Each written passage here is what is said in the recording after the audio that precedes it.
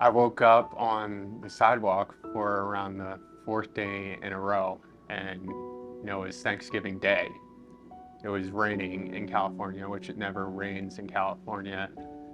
And I woke up shaking and, you know, in a panic and just, this feeling of absolute demoralization, wondering how the hell I got here.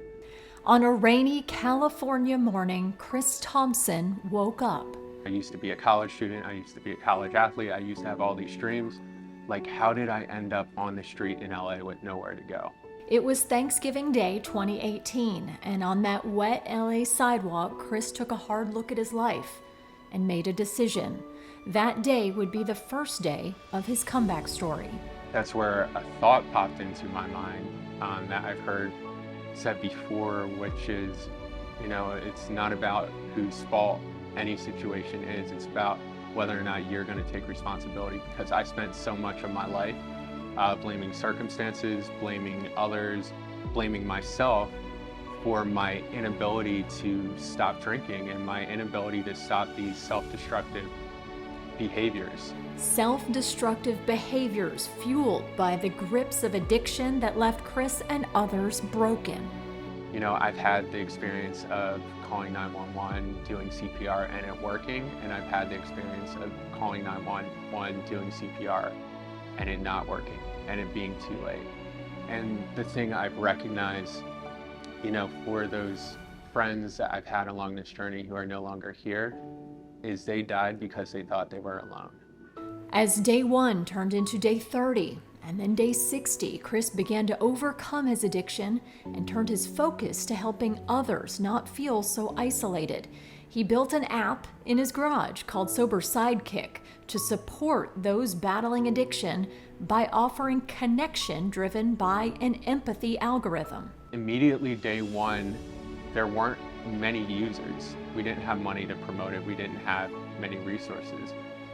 We didn't have many users, but they were all supporting each other as a result of the empathy algorithm. And that's when we knew this was something we're scaling. That's when we knew this was something, to put all of our effort into. The app grew as thousands of users joined the platform, and Sober Sidekick began generating revenue through paid partnerships with treatment centers. Facilities paid a flat monthly rate to be promoted on the platform. It was very easy to generate that initial revenue. We 10x'd our revenue in like 6 months.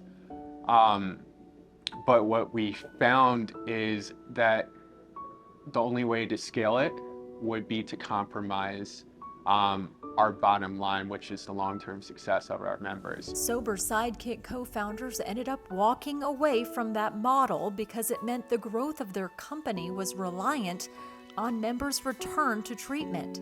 That meant our company would be forever tied to our members relapsing, or our members going to treatment multiple times. And for us, that just was not what we were in it for. Instead, they focused on building strategic partnerships with those who benefited from sustained recovery and health of Sober Sidekick members, like health insurers, employers, and veteran support organizations. Chris recently relocated to Bentonville to grow his startup in the Heartland.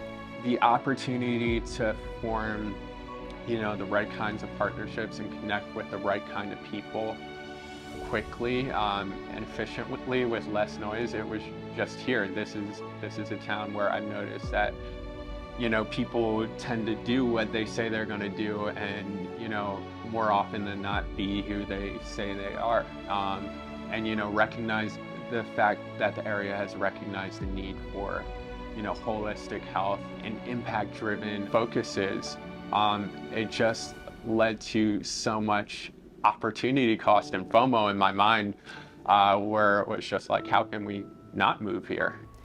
And as the startup continues to grow, Chris and his team witness more users breaking the cycle of addiction and encouraging others to do the same through Sober Sidekick. And that's the amazing part about these comeback stories that are happening in real time within our community, is they have a dramatic butterfly effect. It's more kids growing up with a mom. It's more people completing their degrees and going on to what they intend to be.